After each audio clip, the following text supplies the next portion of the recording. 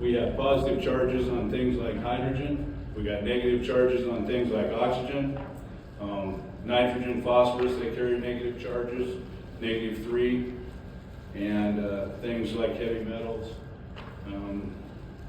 iron, aluminum, magnesium, calcium, they all carry a positive charge. So opposites attracts, and when we get these two together, they get stuck like glue, okay?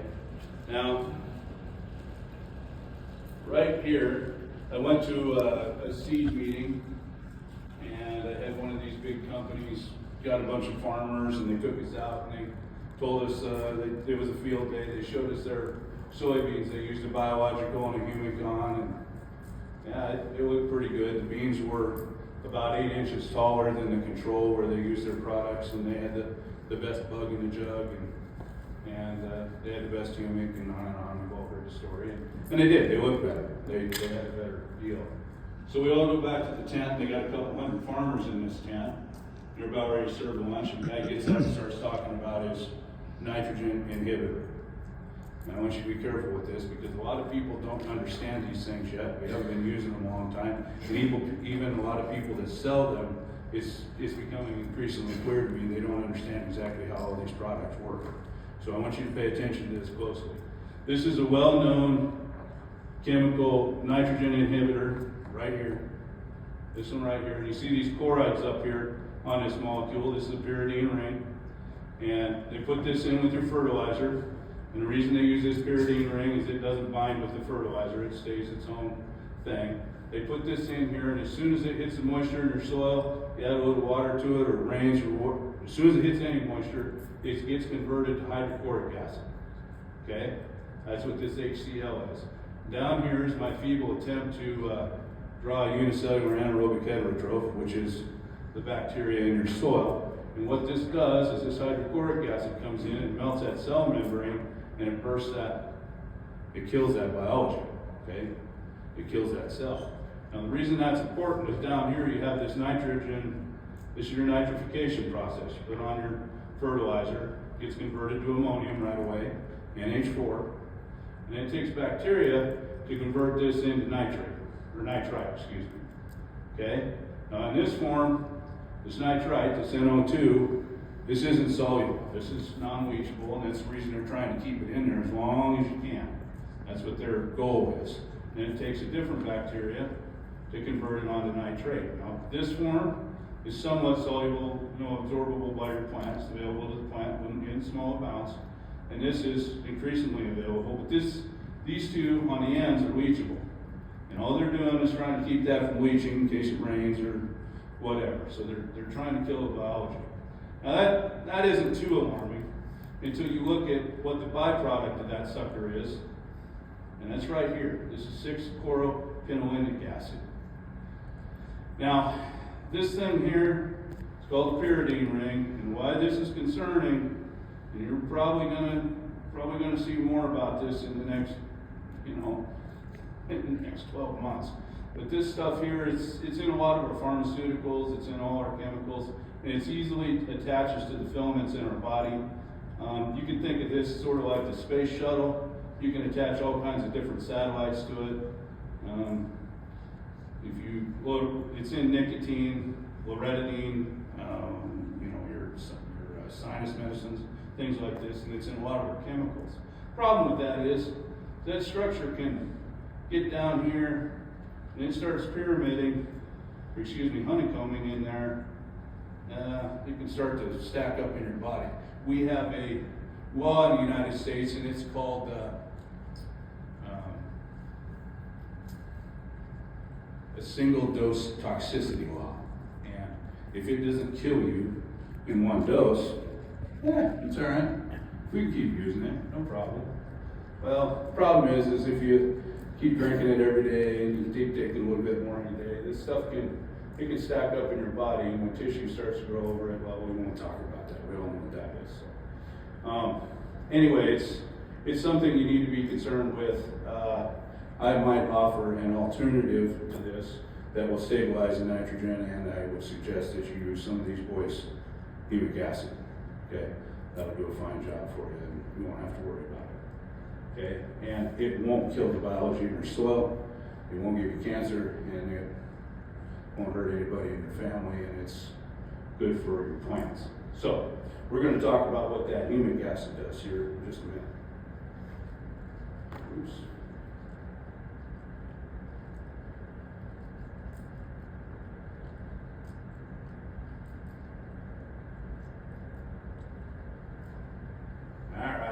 Okay, now, what we have here, this is a fragment of a humic acid molecule, and you remember the end result of that photosynthesis I was talking about. We got some of that right here. This thing's a gingerbread house for your biology and your soil. This is some good stuff, folks, okay? Now what you got here, this is glucose, and this is a carbohydrate. This is what your biology like to eat. Cows like to eat it. I like potatoes. You know, candy bars, things like that. That's what this is. This gets your biology going. Okay, that's food. Then you got down here, this is more of your steak. This is a peptide. And what happens with these peptides is when you get this on your leaf surface, and I can vouch for this, we saw this spring. When you spray this on here, your factory in your cell is running about 70% efficient. Okay? And about 30% of that plant cell is fighting off danger. It's fighting off biotic and abiotic stresses in that plant. But when you spray this humic acid on here, you'll see an accelerated rate of growth. And we saw that this spring. These boys came out here and said, come on, try this. Come on, try it. 17th of March. We sprayed this on the field next to my house, and we had rye cover growing out there. That baby came to life, and it grew about a foot in 10 days. Now, you got to keep in mind, we hadn't seen any rain since the 3rd of August the previous year, any measurable rain. It was still getting down to 10 degrees at night, and this cover crop took off like it rained. I'd never seen anything foliar applied respond that way that was not rain. Even fertilizer doesn't make this stuff grow like that. It took off. So this stuff works, and part of the reason is it protects that cell. Another thing you'll see is you notice all these O's here, all these oxygen molecules on here. What these do, and I won't pretend to explain how this happens because I'm not sure I understand it myself, but there's valency, there's electrons floating around these oxygen molecules. And when sunlight hits this humic product, it gathers up all this solar quantum energy, is what they say. All right, and we're going to have to take old Boris Levinsky's word for it on this one because I don't know how to explain to you how that works. But it stores up all that energy, and then those electrons kind of slow down and they kind of pull back in, but it's pent up this energy, and then the following day it'll deliver that to a plant cell, which helps that plant take off and grow even more.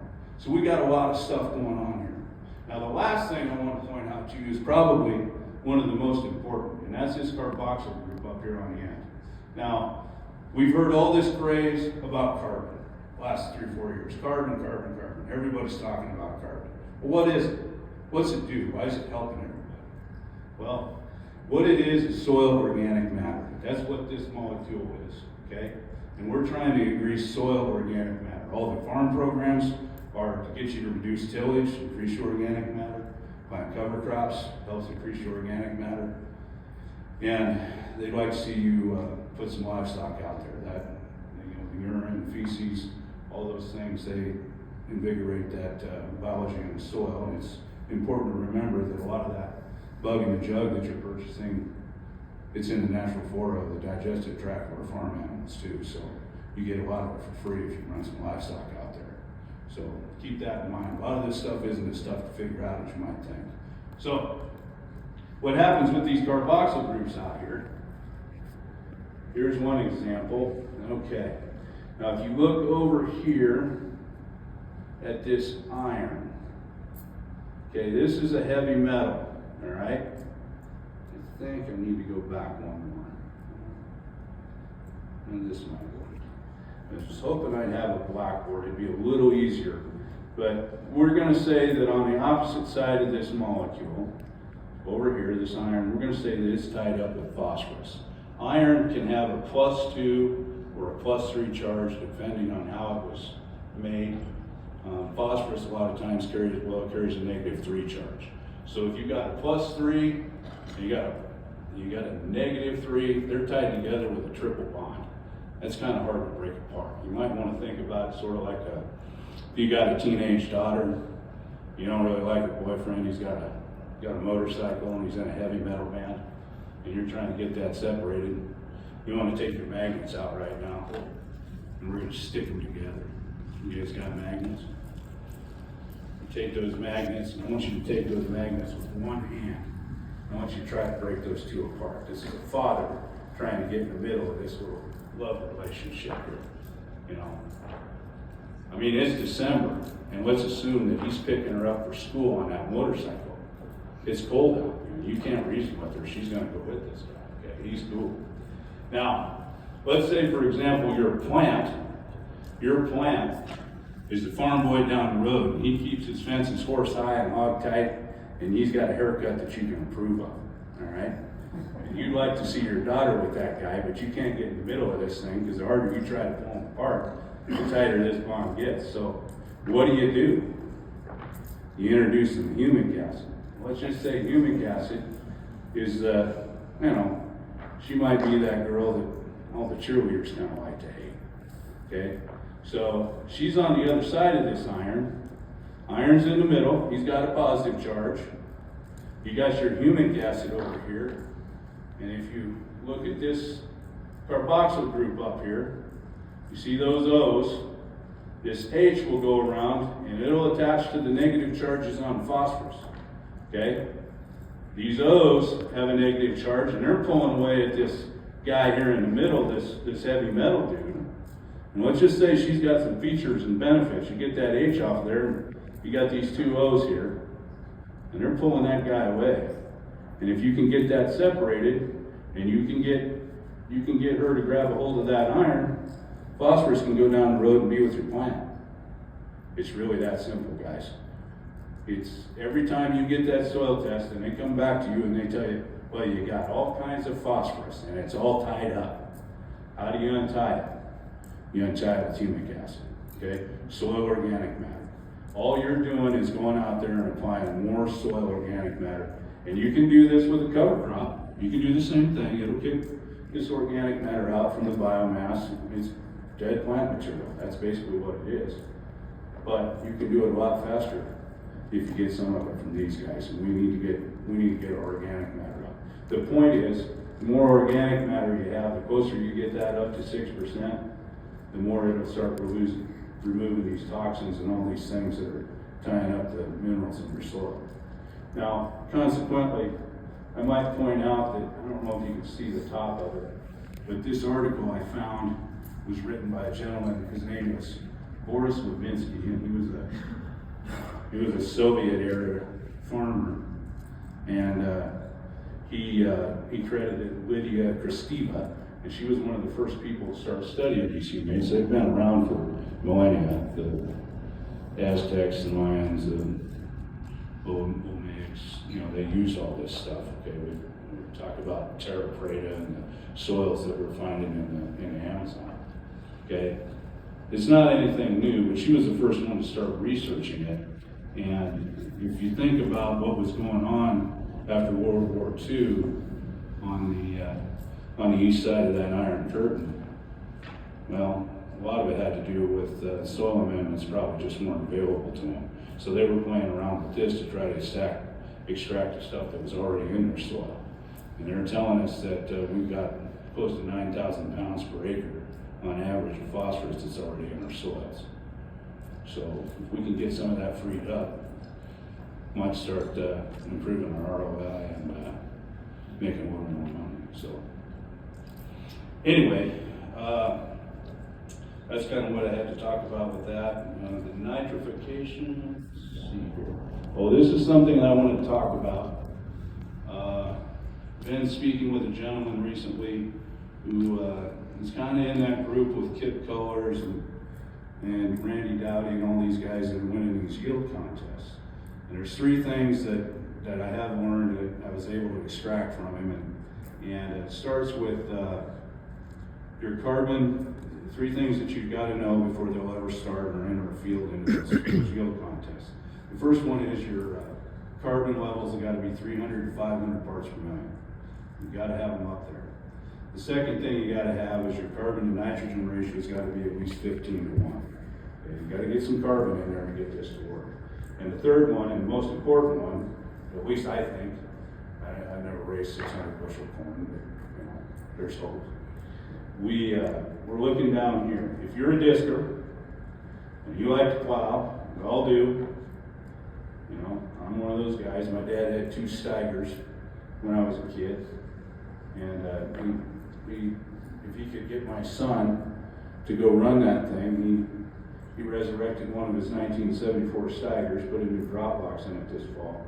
And I'm a little concerned that there could be a mutiny and they throw me overboard. And those two go out there and start ripping up my cover crops next spring. But anyway, if you're a disker, you've got a bacteria that's probably 10 microns and you don't have any fungus.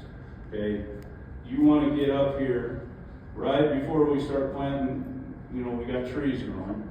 This is your cover crops. This is your humics. You want to get that 1:1 as close as you can. Now, the reason you want to get it 1:1 is if you've got these unicellular anaerobic heterotrophs, and what that means is one cell without oxygen, multiple feeders. And these cilia out here is what go and grab all these elements and mineralize them, okay? Now, if it's anaerobic, it means without oxygen, what do you think that it likes?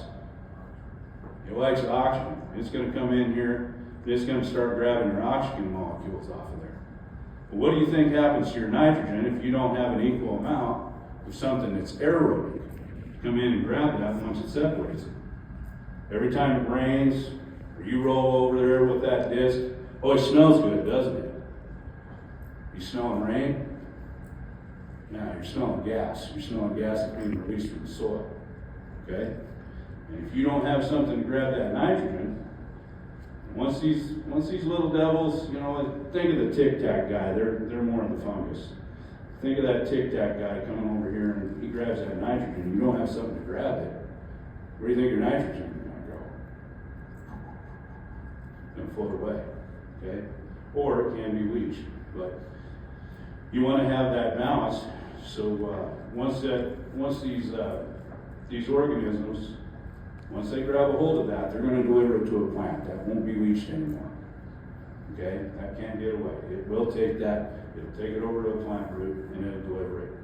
And you'll get the most of your money. So, are any questions about any of this? Okay. I think that's it.